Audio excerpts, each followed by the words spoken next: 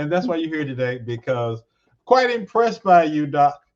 You come from humble beginnings, and now you're here. So talk to me.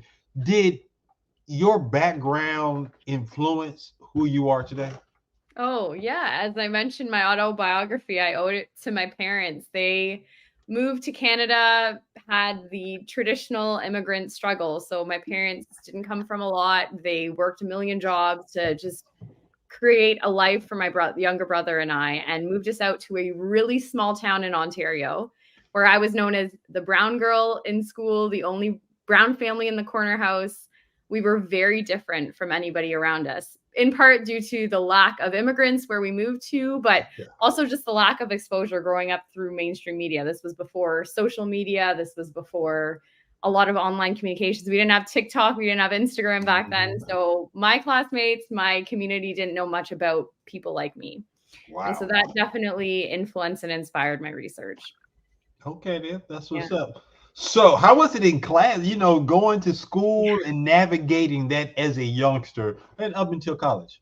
Yeah, it was very interesting. I had people ask me if I was born like this or I tanned a lot because they just didn't understand what a quote unquote colored person, non-white person looked like or Yeah. how they acted. And I took it as not kind of as a insidious racist comment. It was more just a lack of and it was an innocent ignorance. It was just a lack of exposure. So early on, I didn't take it personally, and I had no idea that it would then enable me to really recognize the importance of representation. And so going through school and going into college, I got to experience that rise of Canadian R&B music being put from kind of my iPod and my MP3 players and my old burnt CDs to mainstream media. And when I got to see people who looked like me, diverse Canadians represented in mainstream media, that had a huge impact on my personal identity. I remember the first time I saw Nicki Minaj's Pound the Alarm music video on TV where she's representing Trini Roots. And it was the first time I saw Trini Roots represented in a music video with an artist that people knew and loved and recognized. So seeing her proudly represent Trinidad was heavily influential in my PhD dissertation later on. Okay, that's what's up. Hey, I got to give you some props. I like how you have your diplomas in the background. Uh, That, you know what? that's a That, subtle flex. I no, like no, that. It's it's a good look, new. babe. It's a good look, love. Thank I like you. it. I had these all in boxes up until I actually got my PhD diploma and my certificate. And I said, you know what? I got to put them up. But they were always in boxes for the last 7 years.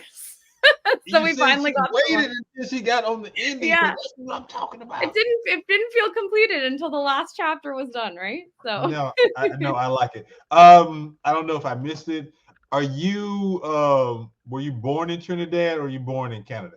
I was born in Canada, but I Okay. have a Trini passport. I'm a Trini citizen and a Canadian citizen, so No, I'm I got you. proudly Trini. No, because this whole idea of diversity and everything, I Yeah. was paying attention to your story because I was just like, it's interesting. I was trying to see if there are any similarities between America and Canada Mm. with the way that you were growing up. And it's an age old tale that sounds similar no matter where you are. So I was Yeah. just like, okay, it was like that in Canada too. All right, Mhm. I got you. Mhm.